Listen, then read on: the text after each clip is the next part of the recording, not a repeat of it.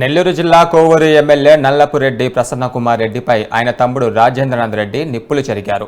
అన్న అవినీతిని ప్రశ్నిస్తూ రిలీజ్ ఆడియో ప్రస్తుతం జిల్లా రాజకీయాల్లో కలకలం సృష్టిస్తుంది.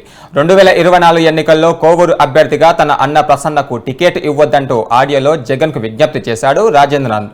అన్న తీవ్ర స్థాయిలో మండిపడ్డారు. అయితే ఈ ఘటనపైన వ్యాఖ్యలతో ఆడియోను విడుదల చేశాడు. ప్రసన్న తనను ఎన్ని అవమానాలకు గురి చేసినా భరించానని, ఇక భరించే ప్రసక్తి లేదని తేల్చి చెప్పాడు. జనసేనలో చేరి ప్రసన్నను ఓడించేందుకు తన వంతు కృషి చేస్తానని చెప్పుకొచ్చాడు. ప్రసన్న కుమార్ రెడ్డి నియోజకవర్గంలోని పలు నామినేటెడ్ పదవులకు కోట్లల్లో లంచాలు తీసుకున్నాడని రాజేంద్రనాథ్ రెడ్డి ఆరోపించారు. నేను మీ స్వర్గీయ నల్లపురెడ్డి శ్రీనివాసులు రెడ్డి రెండవ కుమారుడు నల్లపురెడ్డి రాజేంద్ర మాట్లాడుతున్నాను.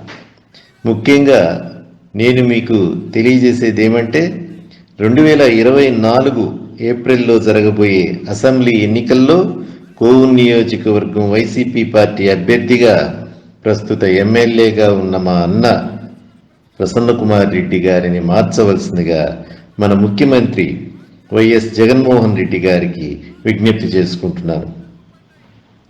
ఎందుకంటే గత కొన్ని సంవత్సరాలుగా కోవూరు నియోజకవర్గంలోని వైఎస్ఆర్సీపీ పార్టీ నాయకుల పట్ల, కార్యకర్తల పట్ల ప్రసన్న వ్యవహార శైలిలో చాలా మార్పులు కనిపిస్తున్నాయని నా అభిప్రాయం.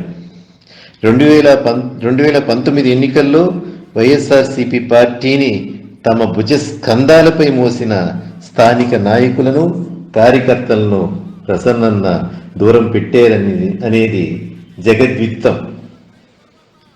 దీంట్లో సందేహమే లేదు. వైఎస్ఆర్సీపీ పార్టీ అధికారంలోకి వచ్చిందనే సంతోషమే కానీ గత 5 సంవత్సరాలుగా వారికి ఎలాంటి ప్రాధాన్యం, గుర్తింపు లేకుండా పోయాయని చెప్పి నేను మీకు తెలియజేసుకుంటున్నాను. ప్రతి గ్రామంలోని నాయకులు, పార్టీ కార్యకర్తలు మండల స్థాయి నాయకుల వర్గ విభేదాలకు బలైపోయి ఎవరికి చెప్పుకోలేని, అర్థం కాక పార్టీని వీడలేక లోపల ఎంతగా కుమిలిపోతున్నారో ప్రత్యక్షంగా నేను చూశాను. ఈనాడు కోవూరు నియోజకవర్గంలోని గ్రామస్థాయి నాయకులు, పార్టీ కార్యకర్తలు తమ సమస్యలను ప్రసన్న దృష్టికి తీసుకునేది వెళదామనుకుంటే శిఖండిగా ఈ మండల స్థాయి నాయకులు వారికి అడ్డు తగులుతున్నారు. ఒక్కొక్క మండలానికి ఒక్కొక్క నాయకుడిదే హవా.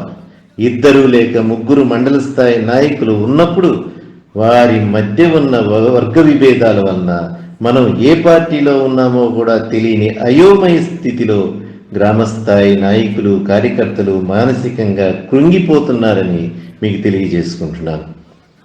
ప్రసన్న చేసిన మొదటి తప్పు ఒక్కొక్క మండలాన్ని ఒక్కొక్క నాయకుడికి అప్పగించడం. ఆ మండలం మొత్తం ఆ నాయకుడిదే హవా.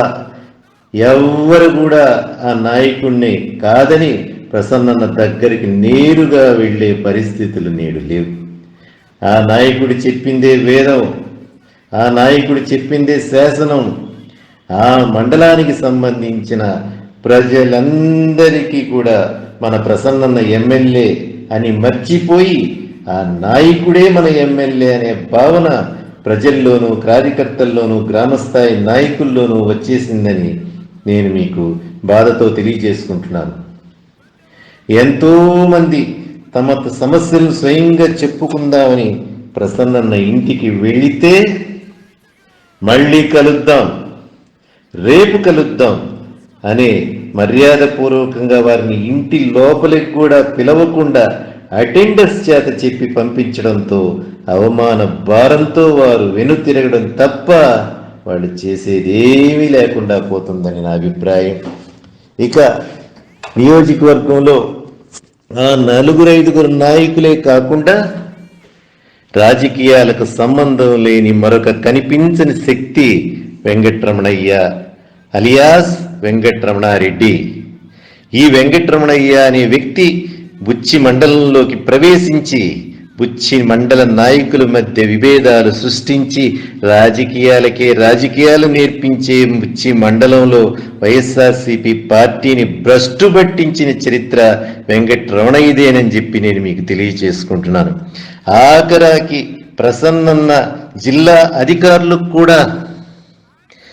ఈ వెంకటరమణయ్యని మా తమ్ముడు అనే పరిచయం చేసే స్థాయికి పెంచేశాడంటే ఇంకా మనం అర్థం చేసుకోవచ్చు. అసలు ఈ వెంకటరమణయ్య అనే వ్యక్తి తెలుగుదేశం పార్టీ కోవర్ట్ అని నా అనుమానం.